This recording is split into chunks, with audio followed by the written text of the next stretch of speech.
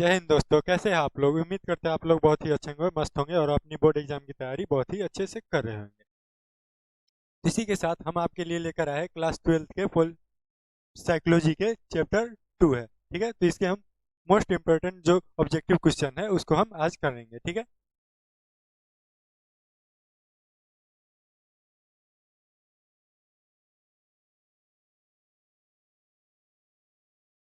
क्या तो चैप्टर का नाम है आत्म एवं व्यक्तित्व।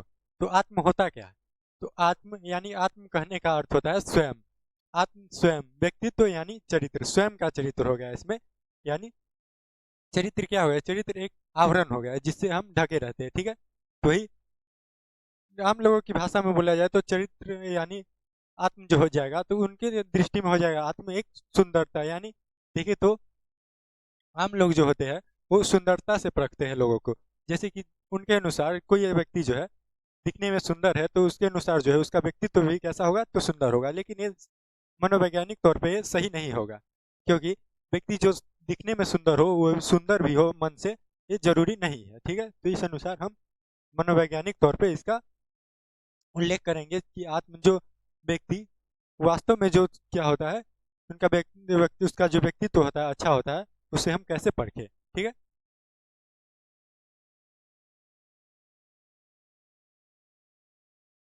तो इसके लिए अगर आपका इसका पीडीएफ चाहिए फ्री ऑफ कॉस्ट, तो आप प्ले स्टोर से हमारा एप्लीकेशन है अपेक्स इंग्लिश क्लासेज के नाम से, इसको आप इंस्टॉल कर लीजिए। उस पर आपको फ्री ऑफ कॉस्ट मिल जाएगा। ठीक है, और सबसे ध्यान देने वाली बात है कि अभी आप इस चैनल पे नए हैं तो चैनल को सब्सक्राइब जरूर कर लीजिएगा, क्योंकि सही समय पे कोई भी चीज़ हो तो सही रहता है। आपके एग्जाम में 2 महीने बाकी है और इस समय जो है आपके एग्जाम के लिए बहुत ही अच्छे कंटेंट इसमें आपको मिल जाएंगे, जिसके लिए आपको इसकी क्या तो सब्सक्राइब करने की आवश्यकता है। ठीक है, तो अगर आप चैनल पे नए हैं तो सब्सक्राइब जरूर कर लीजिएगा और लाइक कर दीजिएगा, ताकि हमें पता चले कि आप वीडियो अटेंड कर रहे हैं या फिर नहीं। ठीक है, तो चलते हैं क्वेश्चन पे। ठीक है, देखिए आज का जो पहला प्रश्न है, पहला प्रश्न क्या है? व्यक्तित्व के देखिए व्यक्ति के अंतर्मुखता और बहिर्मुखता आयाम का प्रतिपादन किसने किया? अंतर्मुखता और बहिर्मुखता आयाम का प्रतिपादन किसने किया? तो अंतर्मुखता होता क्या है और बहिर्मुखता होता है क्या है, पहले इसके बारे में हम जान लेंगे, उसके बाद में पता करेंगे कि ये दिया कौन था इसको। ठीक है, तो अंतर्मुखता होता क्या है? तो इसमें होता है उस व्यक्ति को रखा जाता है जिस जो क्या होता है, तो वो यानी मानिए क्या होता है, तो कमजोर दिल का होता है। मान ली क्या, तो अपनी जो आलोचना होती है उसको वो सहन नहीं कर पाता है। जैसे कि उस कोई व्यक्ति उसका जो बुराई कर दे उसके, तो उसको बर्दाश्त नहीं कर पाता है और वो सबसे अलग रहना पसंद करता है। ठीक है, तो इसमें कमजोर दिल वाले हो जाएंगे, यानी कमजोर हित।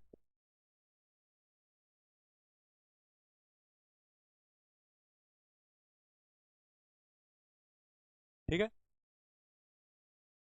अब बहिर्मुखता पे, तो बहिर्मुखता होता क्या है? तो इसमें वो व्यक्ति आते हैं जो क्या तो ये सामाजिक किसी न किसी तौर पे यानी समाज से जुड़े रहते हैं और समाज से जुड़े होते हैं और हंसमुख होते हैं, यानी बाचाल होते हैं, जो ज्यादा बातचीत करते रहते हैं। इसमें वही व्यक्ति आते हैं और जो हमेशा समाज से जुड़े रहते हैं, यानी अकेले रहना इनको पसंद नहीं है, हमेशा एक दूसरे के साथ मिलकर रहते हैं। ठीक है, ये हो जाएगा बहिर्मुखता। और अब बात आती है कि इसकी जो आयाम है उसका प्रतिपादन कौन किए थे? इसका प्रतिपादन कौन किए थे? तो इसका प्रतिपादन किए थे युंग किए थे। कौन? तो युंग इसका प्रतिपादन किए थे। इन्होंने ही बताया था कि अंतर्मुखता में जो है वे व्यक्ति आते हैं जो अपनी आलोचना जो है बर्दाश्त नहीं कर पाते, यानी अपनी आलोचनाओं को सुनना नहीं पसंद करते और हमेशा अकेले रहना पसंद करते हैं। और बहिर्मुखता में वे व्यक्ति आते हैं जो क्या तो जो किसी न किसी माध्यम से समाज से जुड़ा रहता है और क्या करता है, तो वे हमेशा हंसते हुए रहते हैं, यानी खुश रहते हैं और बाचाल रहते हैं, यानी बातचीत करते रहते हैं सभी से। ठीक है, तो आइए अगले प्रश्न पे चलते हैं। देखिए अगला प्रश्न क्या है? तो अगला प्रश्न है निम्नलिखित में कौन एक मन का अकारात्मक पहलू नहीं है?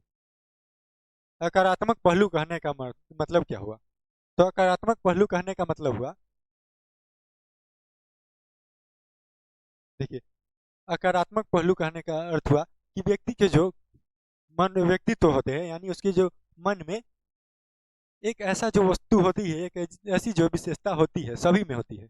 ये खास बात नहीं है कि इस सभी में होती है, और वो जो है व्यक्ति को परिस्थिति के अनुसार काम करने की चेतना उसको देती है, लेकिन वो है या तो व्यक्ति को उसके बारे में पता नहीं चलता है। ठीक है, सभी व्यक्ति में वो विशेष गुण होता है, लेकिन उसे पता नहीं चलता है, तो ही सकारात्मक पहलू है। ठीक है, तो क्या है, तो इसमें जो अहम जो है ये नहीं होगा, क्योंकि ये क्या हो गया, तो ये ईगो हो गया। तो ईगो इसलिए होगा क्योंकि, इसलिए नहीं होगा इसमें क्योंकि इसको हम जानते हैं, और ये जो है ईगो यानी इसके बारे में हम अच्छी तरह से जानते हैं। जैसे कि किसी व्यक्ति को कुछ लेने का मन हो, ठीक है, यानी कोई भी वस्तु सामने रखा हुआ है, दुकानदार के पास गया और उसके पास से कोई वस्तु लेने का मन हो उसको, तो चाहेगा कि हम, अगर बच्चा हो तो चाहे छोटा बच्चा हो तो चाहेगा कि हम उससे क्या, तो वस्तु जो है हम बिना पूछे उठा कर ले चले जाए। लेकिन उसका जो परिणाम होगा उसको पता है। ठीक है, उसका परिणाम पता है, और उसकी जो ये मन कह रहा है, वो क्यों कह रहा है, ये सब उसको पता है, और इसके बाद जो परिणाम होगा सब कुछ इसको पता है। क्योंकि अगर वो पकड़ा जाएगा तो उसे क्या, तो उसे डांट सुननी पड़ेगी और पिटाई भी लग सकती है। ठीक है, इसे ये पता है, तो इसलिए ये इसमें नहीं होगा। ठीक है,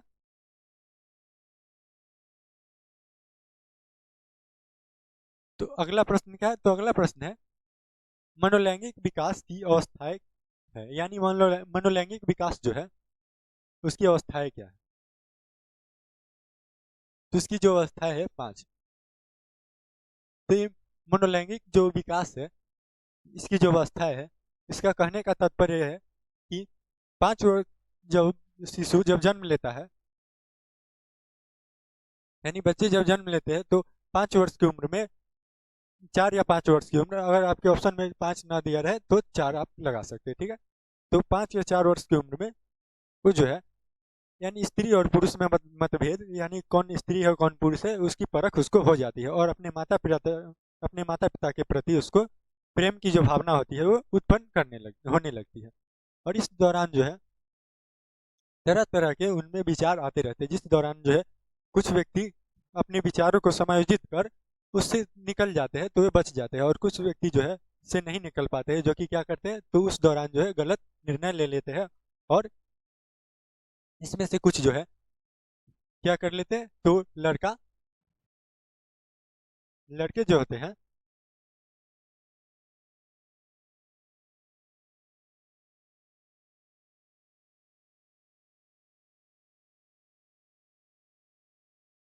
एडिपस ग्रंथि के शिकार हो जाते हैं, जिस कारण जो है लड़के क्या, तो अपनी अपनी माता से शादी कर लेते हैं, अपने पिता से लड़ाई कर उनकी हत्या करके और अपनी माता से विवाह कर लेते हैं। ठीक है, ये किसका कहना है, तो ये फ्रायड का कहना है। ठीक है,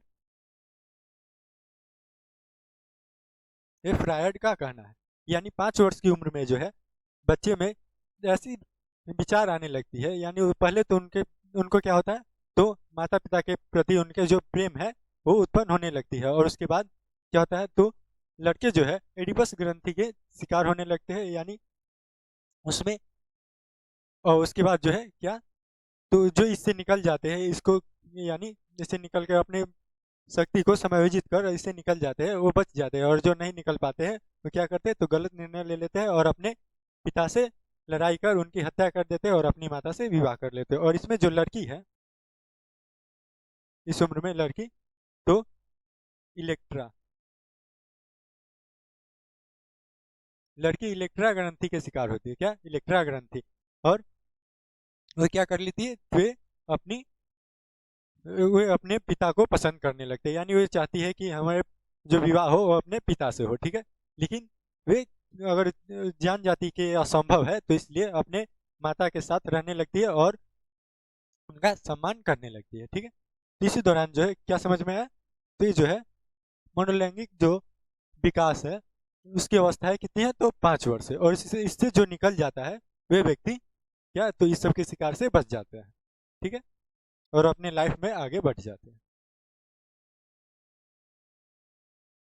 अगला प्रश्न क्या है, रूढ़ियुक्त। रूढ़ियुक्त, देखिए, इससे इससे ही स्पष्ट हो जाता है कि इसका अर्थ क्या होने वाला है। रूढ़ियुक्त यानी बोझ लगने लगता है। देखिए यहाँ क्या है, तो यहाँ इस पे क्या है, तो इस पे बोझ, हिंदी निबंध, बस्ते का बोझ, बढ़ता बोझ, यानी इस इसके जो शरीर पे बैग है वो इसको क्या लग रहा है, तो इसको बस्ते का एक बोझ लग रहा है, जो कि हमेशा सिलेबस के अनुसार हमेशा बढ़ता ही रहता है, ठीक है। तो इसको ये लग रहा है, तो इसी अनुसार जो है ये रूढ़ियुक्त क्या होता है, तो पुरानी जो परंपराएं होती है वो सही होती है, लेकिन बहुत जो पुरानी परंपराएं होती है वो मानते मानते लोग जो है उससे उब जाते हैं और बोझ महसूस करने लगते हैं उसको, कि हम बेकार में इसको मानते चले आ रहे हैं, ठीक है। और इसको जो है उब जाते हैं, बहुत ही बेकार लगने लगता है और बोझ लगने लगता है। तो इसका क्या है, तो नकारात्मक और असुखद, यानी उससे सुखित नहीं रहते हैं, तो नकारात्मक और असुखद पहलू।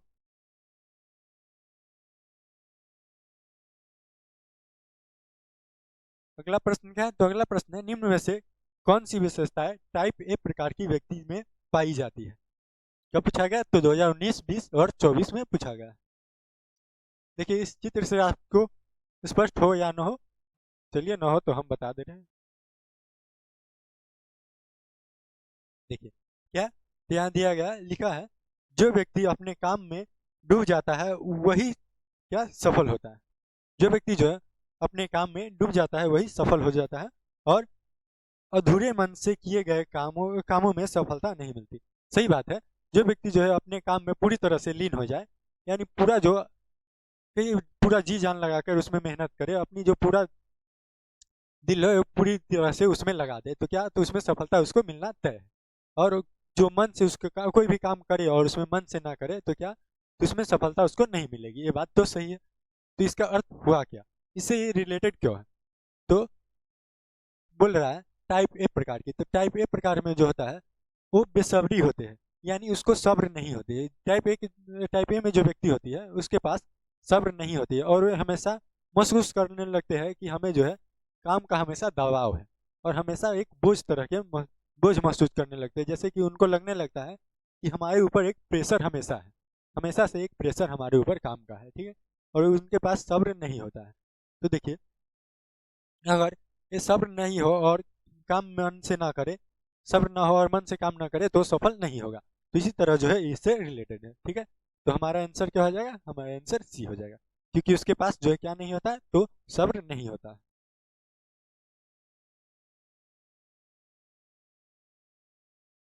देखिए मानवतावादी सिद्धांत का निर्माण किसने किया,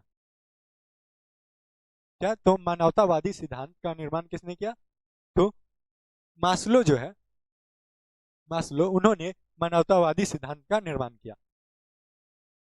इनका कहना है कि व्यक्ति जो है अपनी जीवन के आकार अपने अनुसार निरूपित कर सकता है, जैसे कि वो कुछ भी चाहे अपने जीवन में परिवर्तन करना कर सकता है, अपने जीवन को जैसे चाहे जीना वही अपने जीवन को वैसे जी सकता है, उसमें कोई जो रोक टोक नहीं है, उसको पूर्ण स्वतंत्रता है, ठीक है। तो ये तो सभी को पता है। तो इसका जो सिद्धांत का निर्माण कौन किसने किया, मानवतावादी सिद्धांत का, तो मास्लो ने।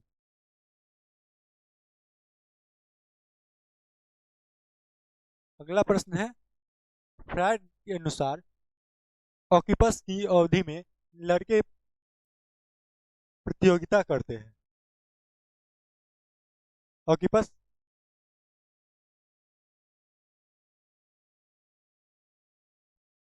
लड़के में ऑक्यूपस ग्रंथि पाए जाते हैं, ठीक है। कितनी वर्ष की उम्र है, तो 5 वर्ष की उम्र में, 4 या 5, 4 से 5 वर्ष की उम्र में। और लड़की में, तो लड़की में इलेक्ट्रा ग्रंथि,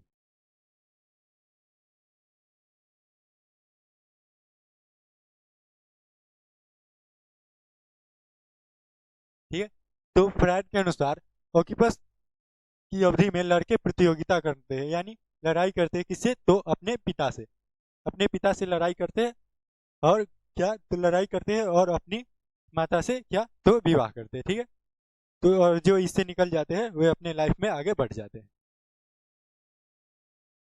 अगला प्रश्न क्या है, तो अगला प्रश्न है टाइप सी व्यक्ति का प्रतिपादन किसने किया।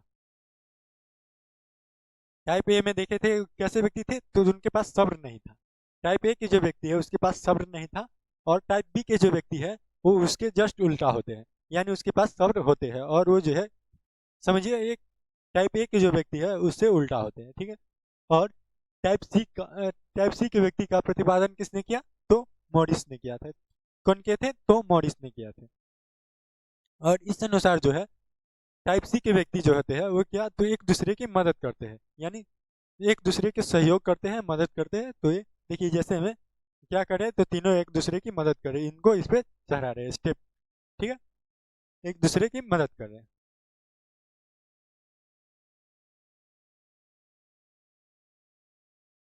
अगला प्रश्न है क्या है, तो एमएमपीआई आविष्कारिका किसने विकसित किया? कब पूछा गया? तो 2019 में और 24 में पूछा गया।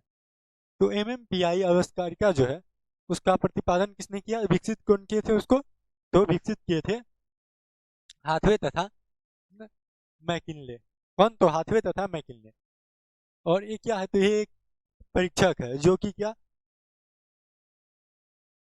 जिससे मानव विकार की मानव विकार के बारे में पता किया जाता है, यानी मानव को जो मानसिक रोग है उस वो मानव जो है किस मानसिक रोग से ग्रसित है उसके बारे में पता लगाया जाता है। और इसमें जो है 567 जो है तथ्य है। कितने तथ्य है? तो 567 तथ्य है। 567 इसमें तथ्य है। ठीक है,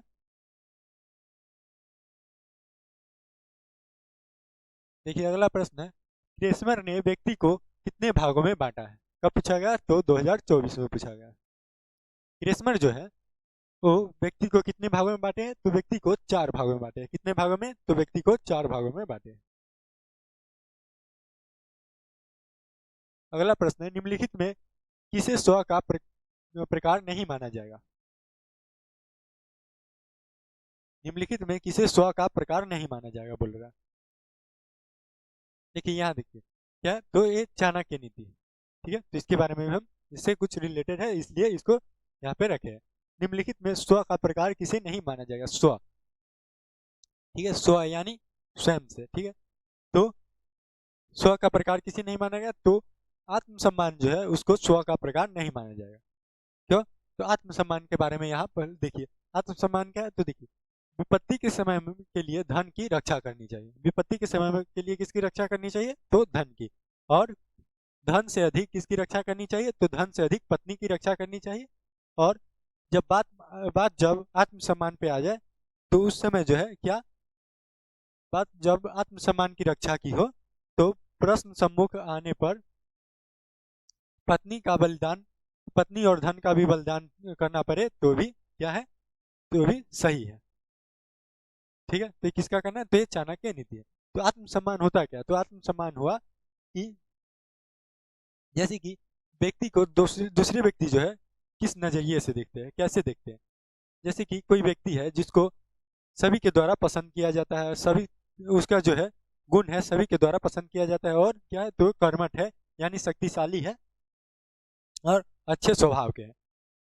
तो उससे जो है उसको मतलब नहीं है, उससे जो है दूसरे दूसरे व्यक्ति उस नजरिए से देख रहे हैं कि वो क्या है, तो एक अच्छे व्यक्ति है। तो ही उसका उसका क्या हो गया, तो उसका आत्मसम्मान है कि वह है कौन और उसकी जो विशेषता क्या है, तो ही क्या हो गया, तो आत्मसम्मान होगा।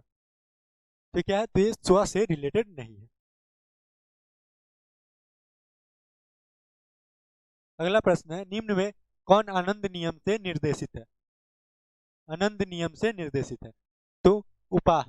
उपाह कहने का अर्थ हुआ कि जैसे कोई भी घटना हुई और वो कहते हैं ना, कोई भी घटना हुई और उसके जो है दोबारा हम उसको, उसमें घटना में घटित क्या हुआ उसको जानने के लिए दोबारा उसी घटने को दोहराए तो ही क्या होगा, तो उपाह हुआ।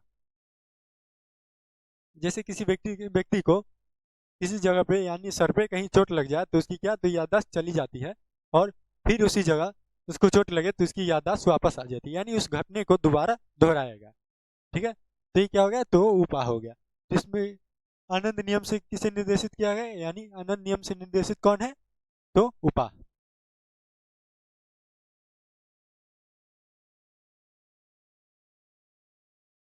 अगला प्रश्न है, व्यक्तित्व के सिलगुण उपागम के अग्रणी वैज्ञानिक किसे कहा गया है? यानी व्यक्तित्व के सिलगुण उपागम के अग्रणी जो वैज्ञानिक है, मनोवैज्ञानिक, किसे कहा गया है? तो किसे कहा गया, तो अल्बर्ट को कहा गया। किसे, तो अल्बर्ट को कहा गया।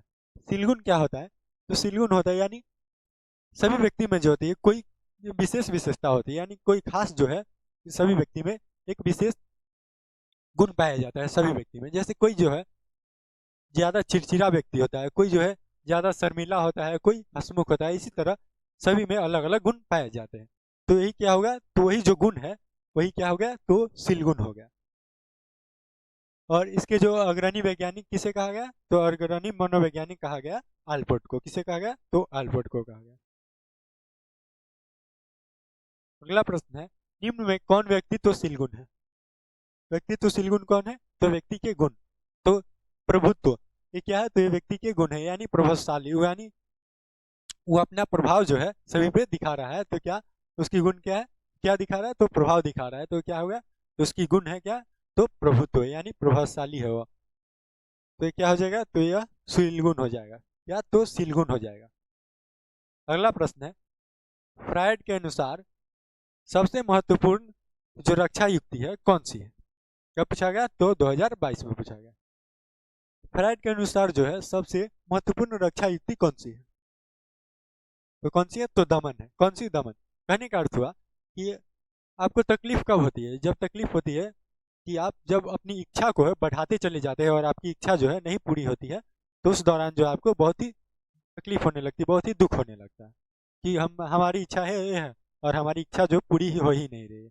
और एक इच्छा पूरी हो रही है, फिर एक इच्छा हमारी बढ़ रही है, फिर एक इच्छा पूरी हो रही है, एक इच्छा बढ़ रही है। तो इस दौरान जो है हमारी इच्छा कभी पूरी नहीं हो पाती। तो इसी दौरान जो बोला गया कि मनुष्य जो है सुख कब महसूस कर पाएगा, सुखी कब रह पाएगा, जब अपनी इच्छा को समाप्त करने लगेगा, यानी अपनी इच्छा को दमन करने लगेगा, पूरी तरह से अपनी इच्छाओं को समाप्त करने लगेगा। ठीक है, तो क्या हो जाएगा, तो व्यक्ति जो है सुखी महसूस करने लगेगा। अगला प्रश्न है, फ्रायड ने किस मॉडल का प्रतिपादित किया। फ्रायड जो है किस मॉडल का प्रतिपादित किए, तो मनोगत्यात्मक जो मॉडल है उसका प्रतिपादित किए। किसका प्रतिपादित किए, तो मनोगत्यात्मक मॉडल जो है उसका प्रतिपादित किए। इसमें कहे कि व्यक्ति जो है ये एक डॉक्टर थे, चिकित्सक थे, और उसी दौरान जो है इन्होंने अपना मॉडल दिया था। तो इन्होंने कहे थे कि व्यक्ति जो है कोई भी रोगी अपने जो बीमारी होती है उसके बारे में अगर डॉक्टर को पूरी तरह से अच्छी तरह से बता दे, तो उसके बाद जो है वो ये अच्छा महसूस करने लगता है, यानी खुश होने लगता है और अच्छा महसूस करने लगता है, उनका एक कहना था। और उनका कहना था ये कि क्या, तो व्यक्ति अपनी जो समस्या है वो बता दे, तो क्या, तो खुशी महसूस करने लगता है और सुखी रहने लगता है। ठीक है,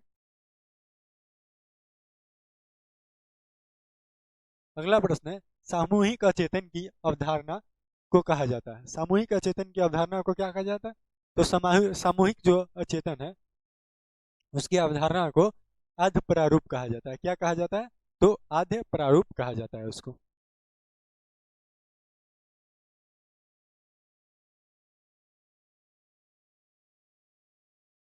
देखिए, एमएमपीआई के बारे में जाने, तो एमएमपीआई क्या होता है, तो एक परीक्षक है। क्या, तो एक परीक्षक है जिससे व्यक्ति के क्या, तो मानसिक जो उसकी रोग है उसके बारे में पता चलता है कि मानसिक किस रोग से व्यक्ति जो है ग्रसित है। ठीक है, तो इसमें एमएमपीआई के कितने कथन है, तो 567 है, जिसमें आपको यहाँ पे 567 नहीं है, 550 है, तो यही हो जाएगा।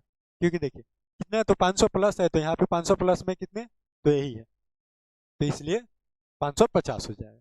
अगर आपके ऑप्शन में 567 हो तो 567 हो जाएगा। 500 से ऊपर और 600 से नीचे।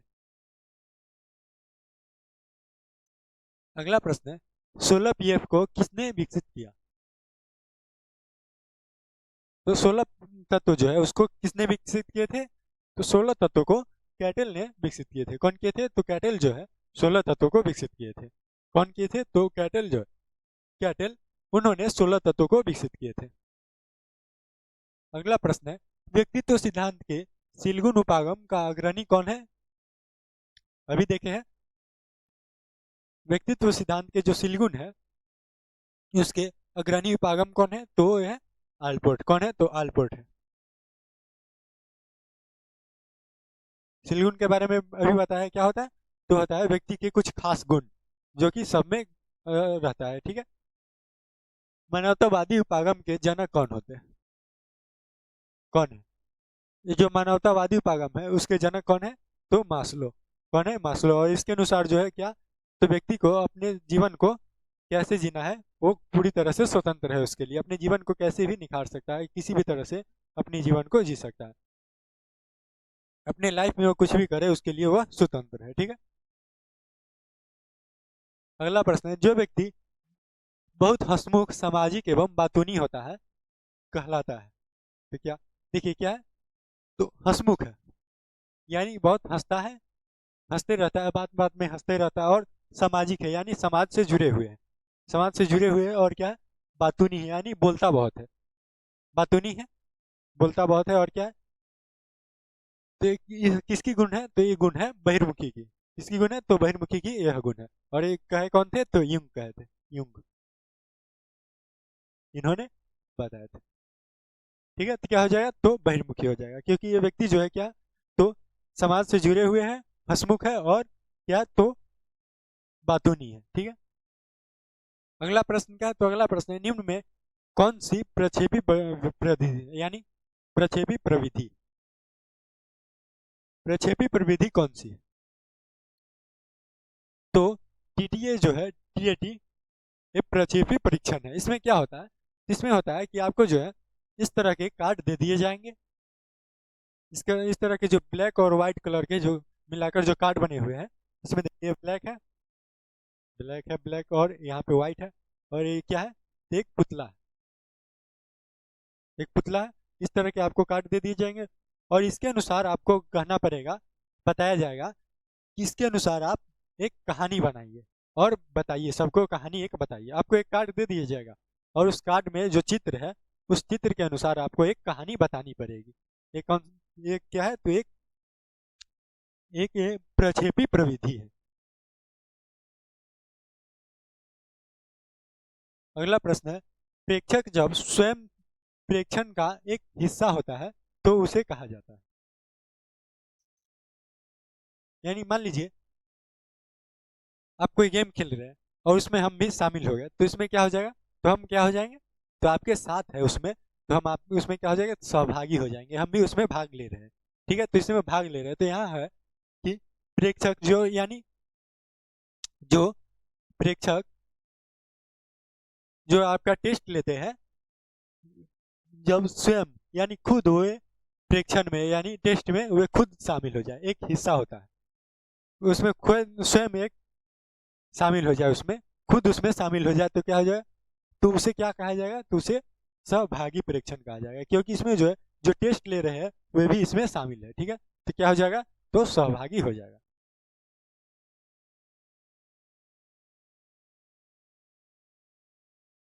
अगला प्रश्न क्या है, तो अगला प्रश्न है, सामूहिक अचेतन को किसने प्रस्तुत किया।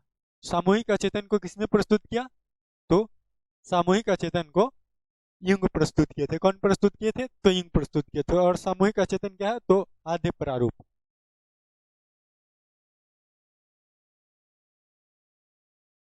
आद्य प्रारूप जो है यह एक सामूहिक अचेतन है। क्या है, तो यह एक सामूहिक अचेतन है।